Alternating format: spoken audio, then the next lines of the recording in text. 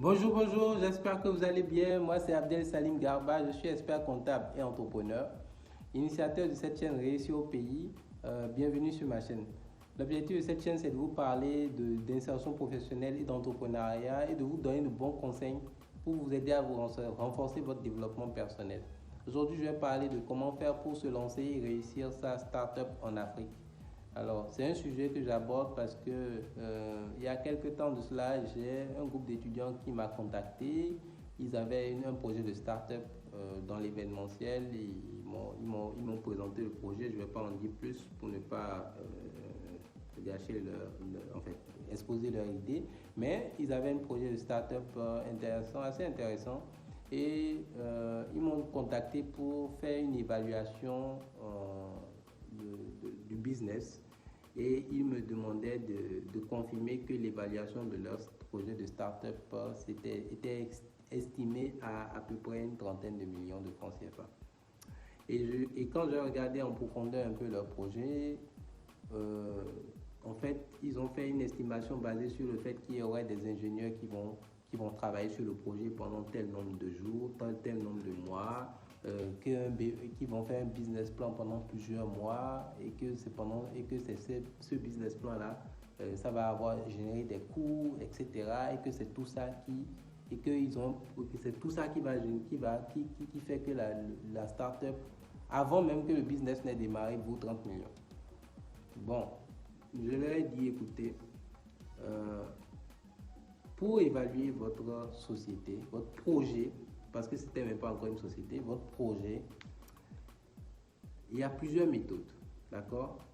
L'une des méthodes prévues dans la profession, c'est d'évaluer selon votre patrimoine.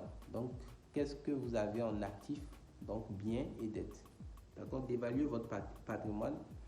Et aujourd'hui, vous avez un projet sur le papier, vous n'avez pas réellement une application qui existe, donc c'est zéro, donc il n'y a rien. Il n'y a que du papier. Je peux comprendre que vous estimiez le temps de travail des développeurs, mais ils n'ont même pas commencé à travailler, donc on ne peut pas dire que c'est valorisable.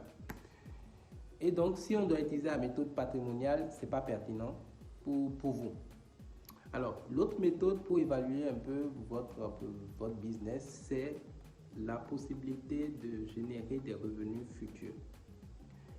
Et la possibilité de générer des revenus futurs, donc des cash flows futurs, ne peut être déterminée que par le fait qu'on ait prouvé, que vous ayez prouvé qu'il y a un marché qui existe et que le marché, vous l'avez testé avec des données vérifiables suffisantes pour faire des estimations sur 5 ans, à moyen terme, au moins sur 5 ans. Et c'est ça le vrai problème. Parce qu'en réalité, ils ont fait des estimations disant que leur société, leur projet valait 30 millions, mais l'entreprise n'a même pas encore démarré, le projet est encore au niveau 0 et ils veulent déjà que ça vale 30 millions. Ils n'ont même pas testé l'idée, ils n'ont même pas de clients, les premiers clients 0 et pourtant ils veulent quand même que l'entreprise soit valorisée à 30 millions. Alors moi je pense que c'est quand j'ai vu cet exemple-là. Et également, je connais des entrepreneurs dans le digital, donc des start-upers, d'autres des entrepreneurs IT, donc dans le digital, dans le numérique, qui lancent des projets de start-up et qui, en fait, ne réussissent pas. Ces projets-là ne vont pas souvent peut-être trop loin, ou bien, même si l'entreprise décolle et que la start-up a du succès, en fait, le potentiel de cette start-up est souvent sous-évalué. En fait, l'entreprise, la start-up peut vraiment briller bien plus que ce qu'elle ne fait actuellement, mais simplement parce que à des détails près, l'entrepreneur, le start-upper ne s'est pas en réalité penché sur certaines questions. Donc, c'est pour ça que je vais parler vraiment de ce sujet-là, parce que c'est un sujet assez intéressant. Et donc, je vais commencer à définir c'est quoi une start-up. Une start-up, c'est une entité économique, donc c'est une entreprise, en fait, c'est un projet économique qui exploite en fait un business model. Donc, c'est-à-dire, quand on dit business model, en fait, qui exploite plutôt des ressources, donc des ressources qui existent et qui, à travers un business model, donc la façon dont de gagner de l'argent, va pouvoir se répliquer et scaler à l'infini. Donc, je vais donner un exemple simple. Moi, j'incube actuellement 4 startups, d'accord? Et il y en a 3 qui vont d'ailleurs être lancées sur le marché sénégalais dans les prochains jours, d'ailleurs, les prochaines semaines, les prochains jours. L'une de ces startups, c'est une application en fait de mise en relation des professionnels du secteur de la beauté, d'accord, au Sénégal, avec les clients, donc les clientes femmes, souvent c'est les femmes, qui ont besoin de leurs services. Donc professionnels de la beauté, maquilleuses, manicures, celles qui font les manicures, les pédicures, les soins du corps, soins du visage, vraiment la coiffure, voilà, donc les soins des femmes, pour la beauté de la femme, ces professionnels-là, les mettre en relation avec des clientes qui ont besoin de leurs services à domicile ou en salon. Donc pour les prises de rendez-vous en salon de beauté ou qui ont besoin de leurs services à domicile. Mais beaucoup plus le potentiel, c'est à domicile. Donc en fait, ça c'est une start-up. Pourquoi? Parce que la start-up, c'est la technologie. Donc c'est la technologie qui va être utilisée pour mettre en relation l'offre et la demande. Parce qu'en réalité, vous avez un problème que vous essayez de résoudre. Vous avez un problème que vous essayez de résoudre. Le problème, c'est quoi? C'est que vous avez des prestataires, des maquilleuses qui ne savent pas forcément comment avoir des clientes, de nouvelles clientes, qui ne savent pas vendre leurs services suffisamment, donc trouver des clientes. Et de l'autre côté, vous avez des clientes qui, quand elles ont besoin de maquilleuses, de manicure, de pédicure, de coiffeuses, ne savent pas systématiquement où aller chercher ces maquilleuses-là.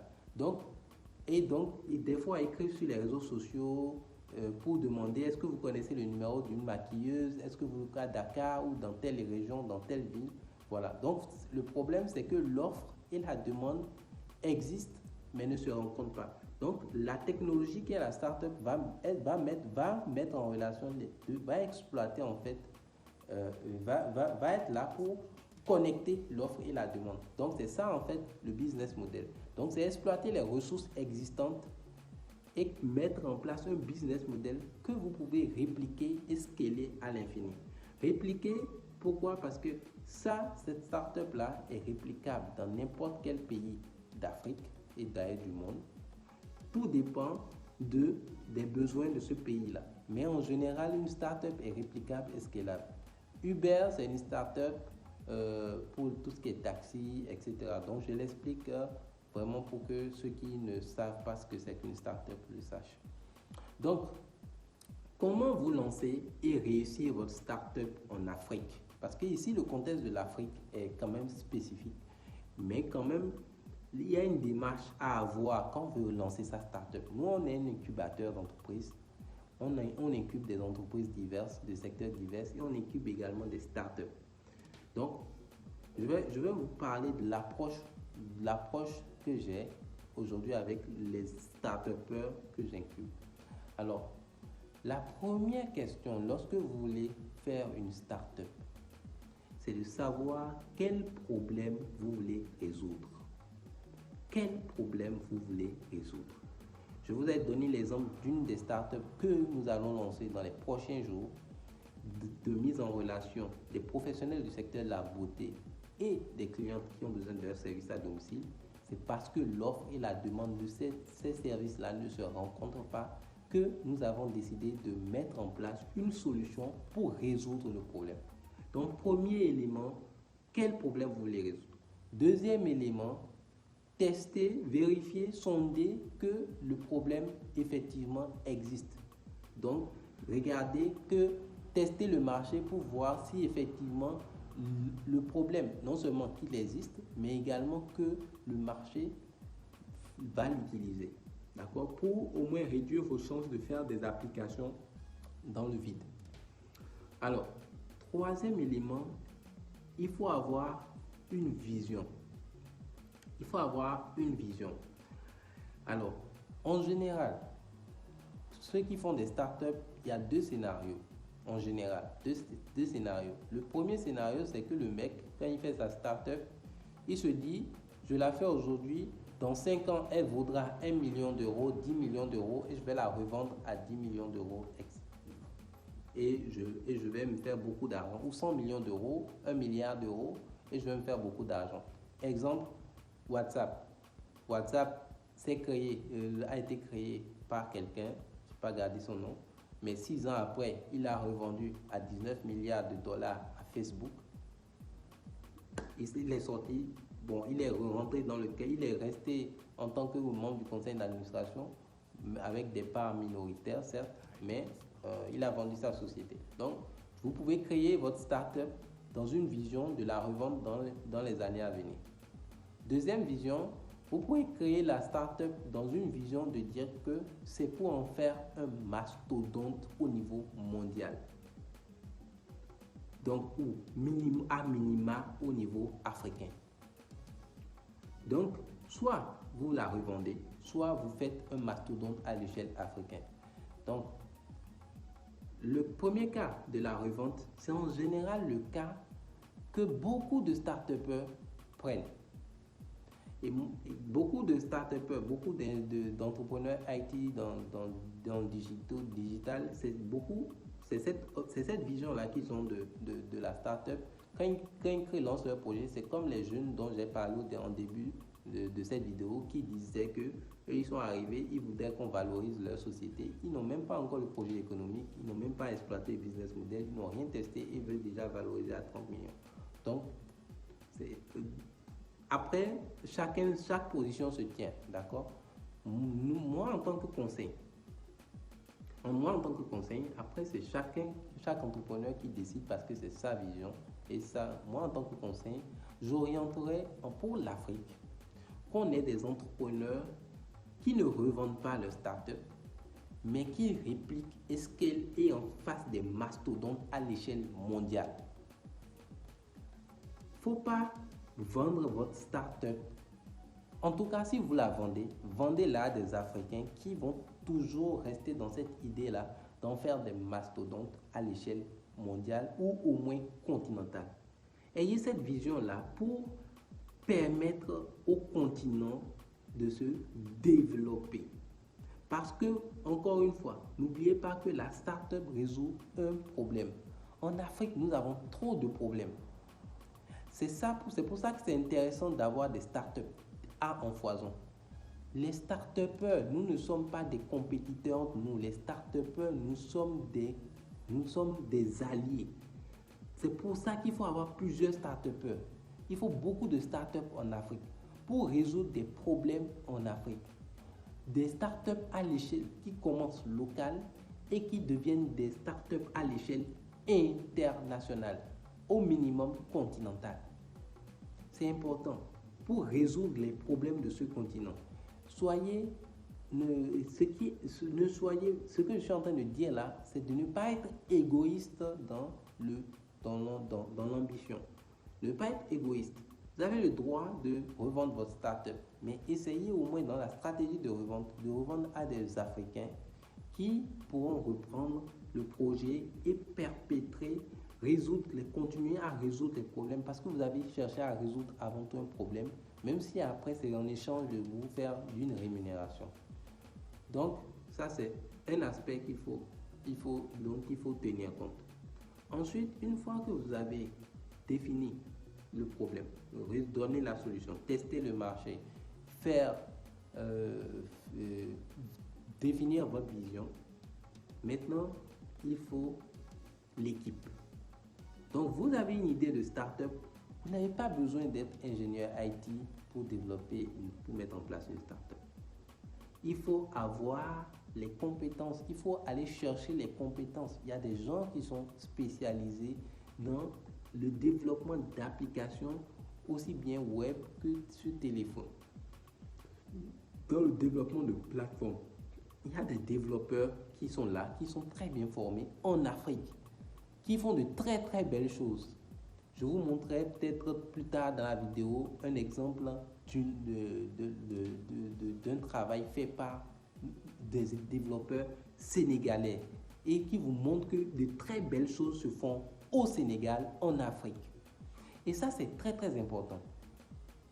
Alors, donc, constituer, identifier les ressources dont vous aurez besoin pour pouvoir mettre en place le projet. Ça, c'est très important. Maintenant, vous avez un aspect essentiel à faire, un aspect très important.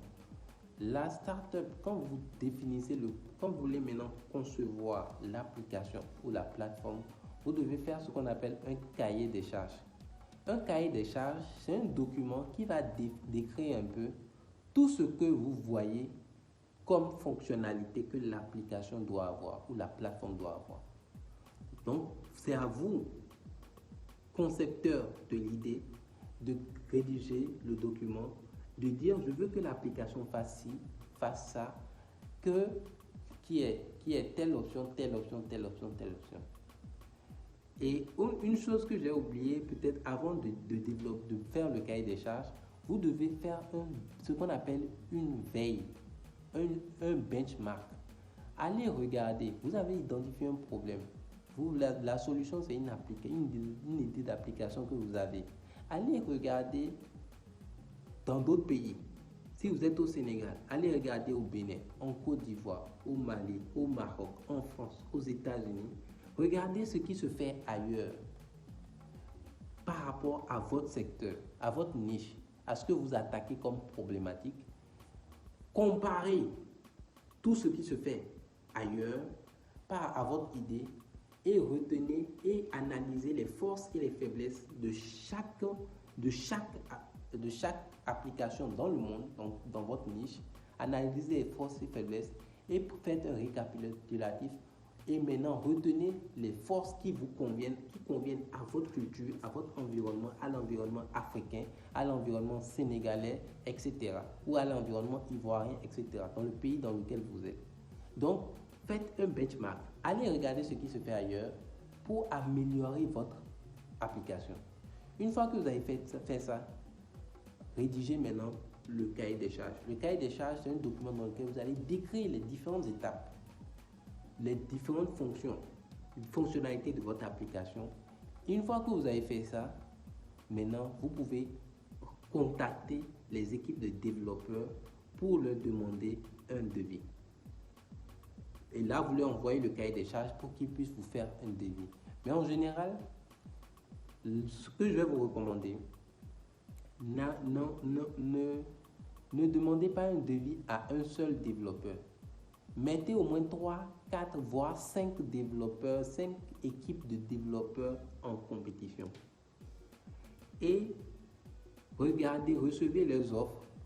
Faites évaluer leurs offres encore par des experts qui s'y connaissent, donc des experts indépendants que vous allez payer, qui vont évaluer la qualité des réponses techniques que ces développeurs vont apporter à votre projet pour vous assurer que vous avez la bonne équipe qui va vous permettre de réaliser l'application, la technologie, la plateforme qu'il vous faut pour résoudre le problème de vos clients.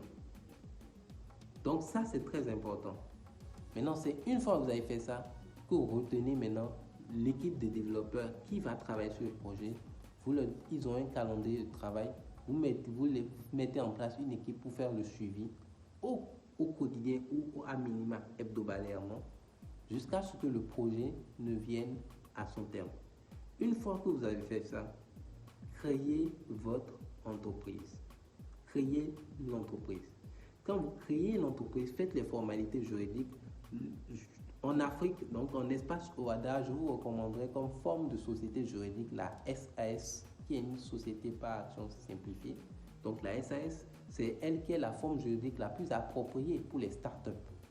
Donc, créez votre société. Si vous ne savez pas créer, faites-vous conseiller.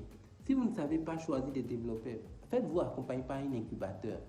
Si vous ne savez pas, si vous ne savez pas comment mettre en place, choisir des équipes de dev pour lancer votre, faites-vous accompagner par un incubateur. Nous, on peut vous accompagner sur l'incubation, on peut vous accompagner à toutes les étapes du projet. Donc ça, c'est notre boulot et c'est ça, moi, c'est ce que j'encourage. J'encourage les entrepreneurs africains à réussir au pays. Donc, faites les formalités juridiques, créez votre société. C'est très important de créer votre société déjà pour formaliser votre activité avant de lancer et de commencer à générer du chiffre. Une fois que vous avez créé la société, ouvrez un compte bancaire. Ouvrez un compte bancaire pour votre société et toutes les recettes, une fois que vous allez lancer maintenant l'application sur le marché, toutes les recettes que vous allez faire sur l'application, domiciliez les recettes, donc versez les recettes dans votre compte bancaire, dans le compte bancaire de votre société. Dès le départ de votre activité, faites-vous accompagner par un expert comptable. Un expert comptable, si vous trouvez que les services de l'expert comptable sont trop chers, l'expert comptable pourra toujours vous conseiller et vous faire un budget ou vous orienter vers ce qu'on appelle en Afrique, en espace UOMOA, les centres de gestion agréés. Les centres de gestion agréés sont en réalité des experts comptables ou des professionnels de la comptabilité qui ont été agréés par le gouvernement, par le ministre de l'économie et des finances, pour pouvoir accompagner les petits entrepreneurs au démarrage qui ne peuvent pas se payer les services d'un expert comptable qui coûte trop cher. Donc, mais au moins faites-vous conseiller par un professionnel du domaine. C'est très important. Une fois que vous avez fait ça, que vous avez formalisé, que vous avez créé votre société, que vous ouvrez le compte bancaire, faites-vous accompagner par un professionnel de la comptabilité pour vous aider à tenir la comptabilité au jour le jour. Pourquoi ça là c'est important? C'est important pour vous en tant que start-up pour pouvoir anticiper plus loin la levée de fonds. Si par exemple vous voulez lever des fonds à un moment donné, quel que soit le moment, l'étape à laquelle vous allez lever des fonds auprès d'investisseurs, à la banque, même ne serait-ce qu'un simple crédit bancaire. Pour prendre un crédit bancaire, il faut que la banque voit que pendant plusieurs mois, vous avez versé de l'argent, il y a eu des recettes sur votre compte et que donc votre activité tourne. C'est ça qui permet de voir la traçabilité des opérations. Donc faites ça pour formaliser. Quand vous faites accompagner par un expert comptable, ce n'est pas anodin. Ou par un professionnel de la comptabilité, ce n'est pas anodin. Pourquoi? Ça vous aide à avoir des états financiers pour pouvoir soumettre aux banquiers, pour pouvoir soumettre à l'administration fiscale. Et être en règle, soyez en règle avec les impôts parce que vous allez brasser beaucoup d'argent. Vous allez brasser beaucoup d'argent, vous allez avoir besoin de lever des fonds. Si vous brassez beaucoup d'argent, vous allez aussi avoir besoin de faire des déclarations fiscales parce que là, nos impôts dans nos pays sont très regardants sur les entreprises qui émergent très rapidement, donc, etc. Donc, vous devez vous formaliser. Ne vous amusez pas avec ça. Faites-vous conseiller sur la gestion de votre trésorerie. Faites-vous conseiller quand vous allez faire la levée auprès de votre banquier. N'allez pas seul. Demandez avis de votre conseiller financier. Demandez avis de votre expert comptable. Demandez avis de votre conseil. N'allez pas négocier des crédits bancaires ou faire des levées de fonds sans vous faire accompagner par un expert, par un spécialiste ou par un incubateur. C'est très très important. Donc, suivez ces étapes. Et ça, c'est l'élément fondamental pour que votre business tourne. Ayez une stratégie de marketing digital aiguisée. Aiguisée. Pourquoi je parle de stratégie de marketing digital aiguisée? Ayez un plan de communication annuel. Ayez une stratégie de communication adaptée à votre produit. Vous ne pouvez pas être une start-up, donc dans le digital, et ne pas avoir une stratégie de marketing digital adéquate. Et c'est l'erreur que beaucoup de start-upers, l'une des erreurs que beaucoup de start-upers commettent en Afrique, c'est qu'ils créent des start-up ils font un peu, ils font ce qu'ils peuvent en termes de communication. Ils mettent un peu quelques affiches un peu par-ci, un peu par-là. De temps en temps, on les voit sur les réseaux sociaux et ils se disent que c'est bon. Ils sous-exploitent leur potentiel. Vous sous-exploitez votre potentiel.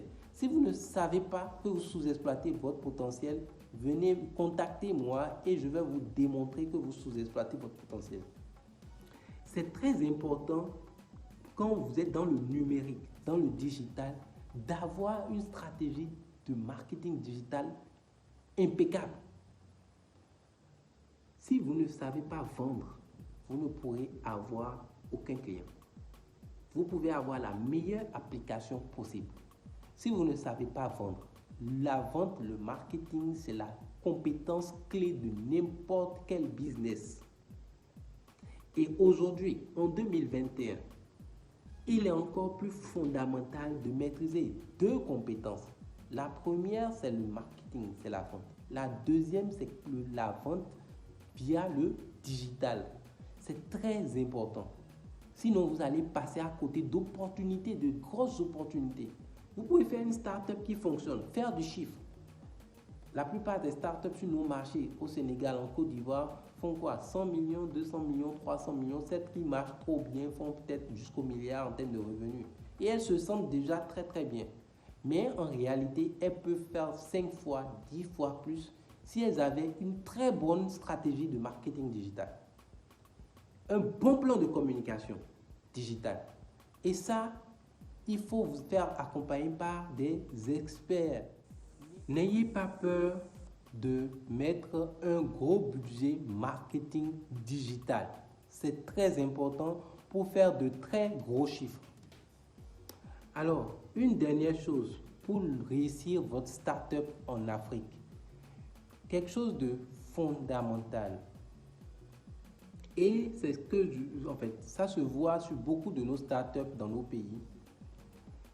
Beaucoup de start-upers, quand ils créent ces startups-là en Afrique, se cantonnent à leur marché local. Beaucoup se cantonnent à leur marché local. Guys, les amis, pourquoi vous vous limitez? Vous créez une application qui fonctionne au Bénin. Pourquoi vous vous limitez au Bénin? Implantez-vous au Sénégal. Regardez ce qui s'adapte à la réalité sénégalaise. Si c'est adaptable, bien sûr. Mais quand vous prenez l'Afrique, en fonction des pôles, Afrique francophone, Afrique de l'Ouest, Afrique centrale, Afrique du Nord, Afrique du Sud, Afrique de l'Est, même quand vous prenez par pôle, les réalités, les problèmes sont similaires. Donc, même si vous allez me dire que dans tous les pays, votre business model n'est pas réplicable systématiquement, il y a des pays où c'est réplicable. Guys, allez là-bas. Allez dans ces pays-là et implantez votre solution. Attaquez les marchés anglophones, les francophones, mes amis, les francophones. Attaquez les marchés anglophones. Vous avez peur de quoi? L'anglais? C'est rien. Vous recrutez des anglophones, c'est tout. Donc, si même ça vous fait peur,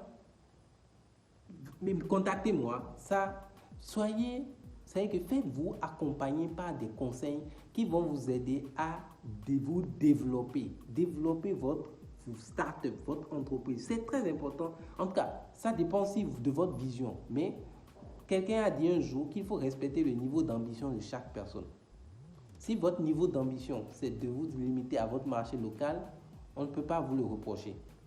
Mais si c'est parce que vous n'avez peut-être pas eu cette étincelle-là, que personne ne vous a éveillé sur ça, alors maintenant, mes chers amis entrepreneurs, mes chers amis start-upers, de grâce, éveillez-vous, attaquez les marchés étrangers, attaquez les autres pays d'Afrique, attaquez les autres pays d'Afrique anglophone.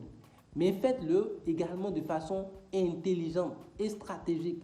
N'attaquez pas avec de gros moyens. Attaquez avec des moyens intelligents, s'il vous plaît. Donc, c'est important. Donc, je vous ai donné plus ou moins les clés, les conseils pour vous aider à au moins vous orienter pour ne pas faire trop d'erreurs, en tout cas éviter les erreurs ou au moins assumer certaines et résoudre et vous permettre de vous développer.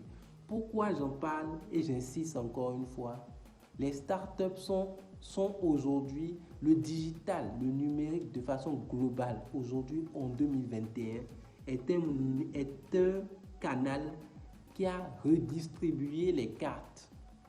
Le digital, le numérique a redistribué les cartes.